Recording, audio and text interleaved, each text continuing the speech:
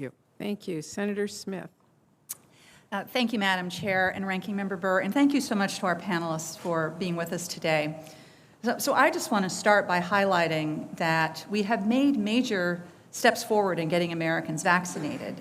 Vaccine requirements are working, I believe, to encourage people to get these highly effective vaccines. We're also seeing progress with children. It is great news and a big deal that children age 5 to 11 can now get their shots. So clearly we have more work to do, but this is progress.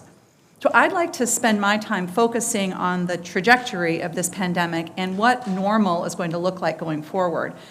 Starting out, it seems to me that people thought of COVID-19 as something like polio, for example, where we could develop a vaccine and then we could control or even potentially eradicate this disease.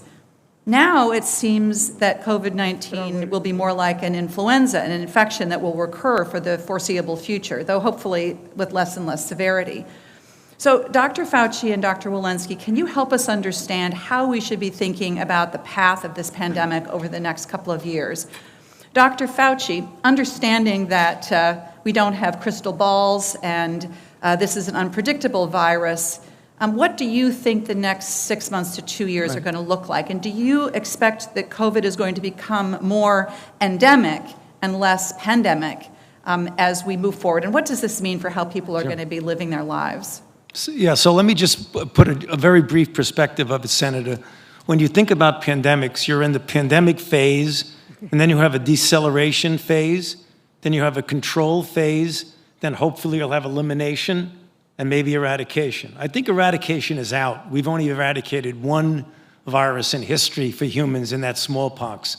We've eliminated certain infections by very good vaccination programs, such as eliminating polio from the United States, eliminating measles, except for some pockets of under-vaccinated group. So what we're really talking about is control. And control has a wide bracket. You could have it under control where you have enough infections in the community where it isn't a pandemic phase, but it still is interfering with what we would like to get back to what we used to know as normal. What we hope to get it is at such a low level that even though it isn't completely eliminated, it doesn't have a major impact on public health or on the way we run our lives. We would hope that as we get people more vaccinated, not only in this country, but throughout the world, that the level of viral dynamics will be so low. I can't predict for you today when that will be, because as we see, we now have a situation, we're entering the winter. The good news is we're continuing to come down, and hopefully we'll go further and further down.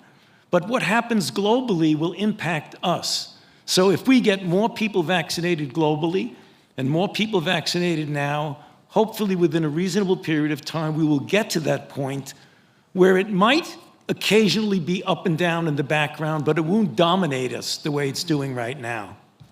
Thank you for that. I appreciate you bringing in the issue of global vaccination rates and how that affects our health here at home. And I hope, Madam Chair, that this is a topic that we can devote a little bit more time to in this committee, because I think it is very salient to our work to protect Americans. Dr. Walensky, let me turn to the question of data and metrics. You and I had a great discussion last week about what is the most useful data to track the course of this pandemic as it evolves, and how difficult it is for people to assess their own relative risk, especially now that we have a vaccine that provides such strong protection against serious disease.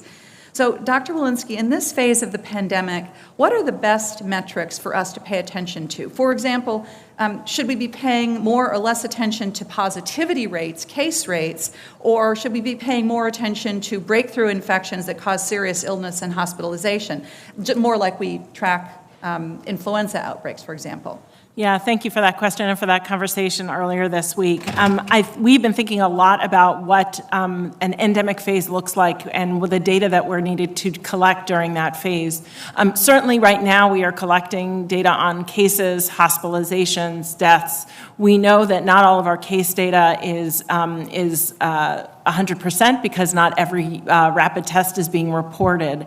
And importantly, as we do with flu, we collect death data, we collect hospitalization data. We absolutely need to know how our healthcare systems are doing, and we absolutely need to know how deadly a flu season is. We also collect data on influenza-like illness, what is presenting, and we're currently collecting data now on COVID-like illness. So we are working towards those metrics of what we need. Some of them were already, in fact, all of them we're already collecting, and the question is, what are going to be our best metrics moving forward, and probably modeling it on flu.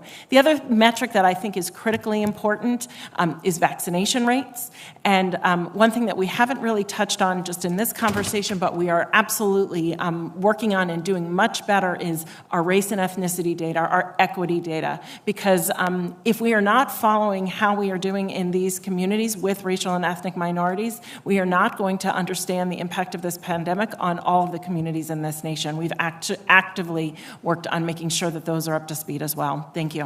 Well, thank you.